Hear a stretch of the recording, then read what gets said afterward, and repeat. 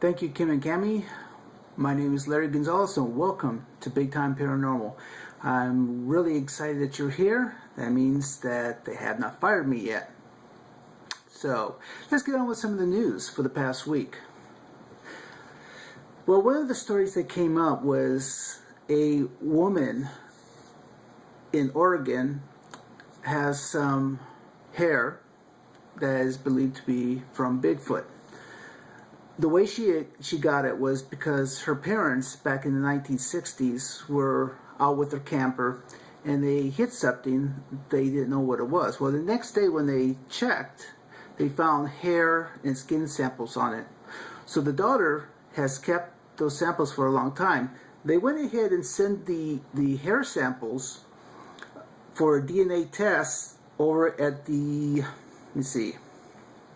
University of Montana about 3 years ago, but the DNA had deteriorated too much to get any kind of identification. So, I really feel bad for the cryptozoologists because they have it the hardest to prove things.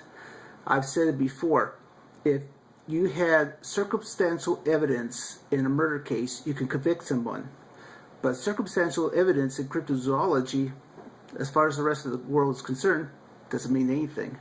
And that's really a shame because you can't have both, but there they are. We have that story. Now this one was interesting. I found this in the Huffington Post. 45% of Americans believe in ghosts. Let's see, of the 1,000 adults interviewed on December 17th, 18th of this past year, it revealed that 45% believed in ghosts. When asked if they believe there's life after death, 64% responded yes. While 59% of adults don't believe they've ever seen a ghost. 43% also don't think that ghosts or spirits can harm or interact with living people. Well, so that's the general public, and I'm not really surprised. I mean, if they did the things that the people that do paranormal investigations did, they would discover otherwise. But it's good to be skeptical about all situations. The next one was pretty interesting as well. There's a young girl by the name of Daisy Morris. Now, what's so amazing is that she's very young. Let's see if I have the... Well, I forgot to put the age down. But she's a very young girl. And what happened was that she had discovered a skull of a dinosaur that no one else had discovered. And so then what they did was she started finding other bones and so on. And then they took them and had them analyzed, and they found out that they were a small bird about the size of a crow. And to honor the young girl for finding this, they named it a Daisysaurus. So she got the honor of having that done in her name. Now, a few weeks ago, we also spoke about that there's these booms that were happening around the country. Well, they're still happening. I was looking over at Linda Moulton Howell's Earth Files, and she had reported that Louisville, Kentucky, Fort Knox, Kentucky, on March 13th through the 17th, had them. Idaho, March 16th, 17th. Also in Rhode Island and Massachusetts. Again, what are they? I don't know. No, I don't think anyone knows. People suspect that might be underground digging for tunnels running from one end of the country to the other. But ultimately, right now, no one knows. Maybe in the future they'll reveal that. But as of right now. Scientists have built a laser out of sound. They call it a phaser, like in Star Trek. But like I said, instead of using light, they use sound. And this was at NTT Basic Research Laboratories in Japan.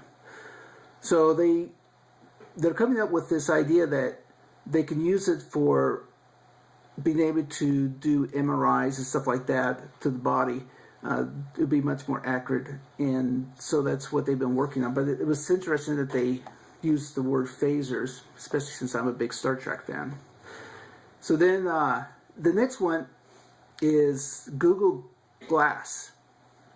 It's basically, and you probably have seen it, them talking about it. It's a small, thin thing that looks like this, and they put it on. But the difference is that it allows you to interact with your smart appliances in the home. So your refrigerator, your computer, if your heating or air conditioning is hooked up to it, your toaster, coffee maker, whatever, garage door, these things will be able to be operated by you. So if you have it on and you're driving down the street, it will be able to tell that you're coming down the street and the garage door will automatically open. Or if you go for a walk, it will do the same thing. The door will open, you can walk in and so on. But to have this, your appliances have to be smart, the smart appliances. And I know there's a lot of controversy about smart appliances, but that's what they're talking about. So they're working on that. And I know that a lot of people that love tech stuff, I can't imagine me, because I'm so much of a dinosaur. But there's a lot of people out there. Okay, now we come up with a final story. And I'm going to be very careful with the wording of this. And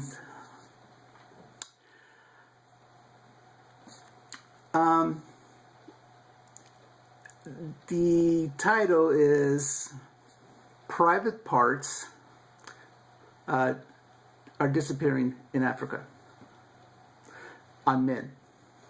In a recent issue of Pacific Standard magazine, an anthropologist at the University of Berkeley went to Central Africa Republic, where she encountered two men who claimed that their male members had been stolen.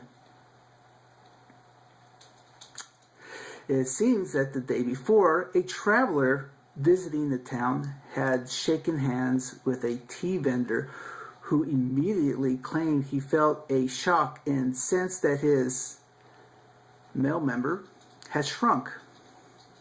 He cried out in alarm, gathering a crowd. And the second man said it also happened to him.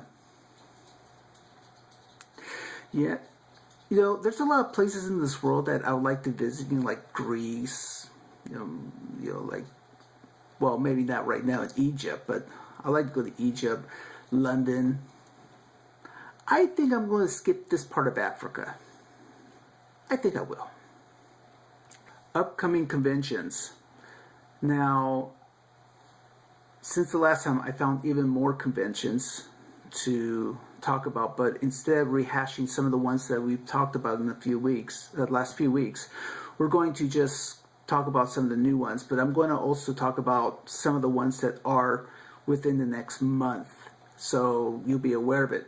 The first thing that happened was that this past weekend, the Missouri State Penitentiary, Amy Brody had put on the Facebook page that the event was going to be canceled, and that was at 6 to 7, the meet and greet, and so on. Well, it was canceled because of the bad weather, and they decided to have the convention in August. How they're going to handle the tickets, I don't know. If people are going to keep their tickets, or if people had planned their vacation around, but now they can't go to August, those tickets might be available. So that has changed. So we'll give you more information if we can catch up with some of that. Now, first one that's new is Crohn's Hollow Ghost Hunt. This is March 30th, 9 p.m. This is at 2470 South Main Street, Salt Lake City. And that one is a new one. Another new one, well, this one, I apologize. This one is the one I spoke about last week. Ozark Paracon, April 6th at 601 St. Louis, Springfield, Minnesota.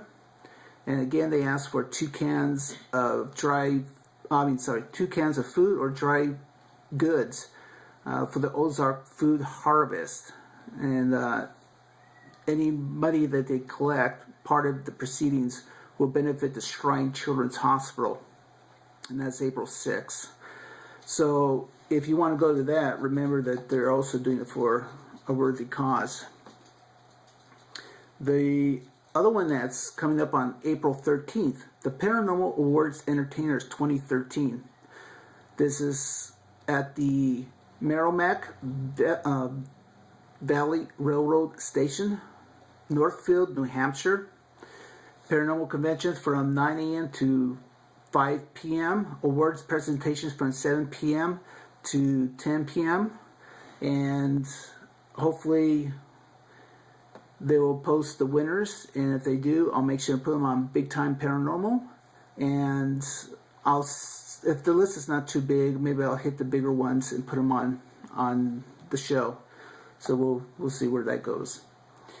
Another new one that we're going to talk about is the Parafest 2013 at the Sands Hotel Casino in Las Vegas, September 6th, 7th, 8th. Now this looks like it's going to be a big one too. They once in a while they keep adding different people, not only people that aren't in the paranormal field, but also in movies and stuff like that. So that's going to be really good. But of course, it's in Vegas. I would not ask for anything less. Another new one is Ghost Hunting at the Octagon Hall, Franklin, Kentucky, September 14th, hosted by KGB, Kentuckiana Ghost Hunters. I hope I said that right. I apologize if I got it wrong. Meet and greet at 6 p.m. to 7 Central. Investigation from 7 to 1 a.m. And that is also a new one. Another new one is PS 2013, October 17th through the 20th at the Hilton Doubletree Park Place, Minneapolis, Minnesota. Now this one's a little bit different because of the fact that it's not exactly your typical paranormal. It's actually them trying to explain that we're rediscovering who we are. That the humans go further back than we've always been led to believe. And these people are the top notch of the fields. I know Anthony Sanchez. I've met him a couple times, and you talk about a brilliant guy. He's probably one of the smartest people I've met. He's going to be there. So that's going to be really good. So those are the conventions for this week. One of the things, again, we do is talk about books, movies, and so on. This next one is a book that I actually spoke to the author. Her name is Jamie Rubio. And she actually did some really in-depth research into Preston Castle up in Ione, California. Now, when I spoke to her, she wanted to make sure that it was explained that this book is not paranormal, but what is really good about it is that it's a history about Preston Castle. And anyone that knows that when you do an investigation, research is one of the biggest things. I'll try to keep the light. There you go. Try to get all the light out of it. But this is a really good book. I do recommend it. I have checked it out myself. You can't beat when somebody actually does the history. This way it gives you a heads up to do any EVP work or know where about in the building to go and do stuff like that. But she does really, really good work. I spoke to her personally, and she is really good. And the only reason she doesn't come on here is because she's camera shy. So anyway, this is my pick of the week.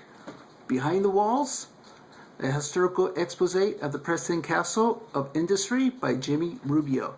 So check it out on Amazon or your nearest bookstore. Our shout out this week goes to a team that they do really good work. They post all their evidence that they can, that's not private. The videos, the EVPs, they have some really interesting stuff on their Facebook page, and they're called North Texas Ghost Society. North Texas Ghost Society. I've looked at their stuff. I really enjoy looking at it. So that is my pick of the week for a shout out. Okay, so that's pretty much it for this week. Again, I want to thank Worldwide Paranormal Network for inviting me to be part of it. You can go to their Facebook page. Kim and Camby has been very kind to ask me to be part of the show. Don't forget to look for me on Big Time Paranormal. I'm constantly upgrading the information on it. Every day I'm on there 2-3 times a day. My wife thinks it's actually my mistress. That's how bad it is. But I'm always on there. Remember, always check out this network every Tuesday night, 6:30 Pacific Standard Time. And tell your friends, because this network is only going to get bigger and better as time goes by. So until next week, all I can say is today is your day. Go out and make it happen. See you guys until next week.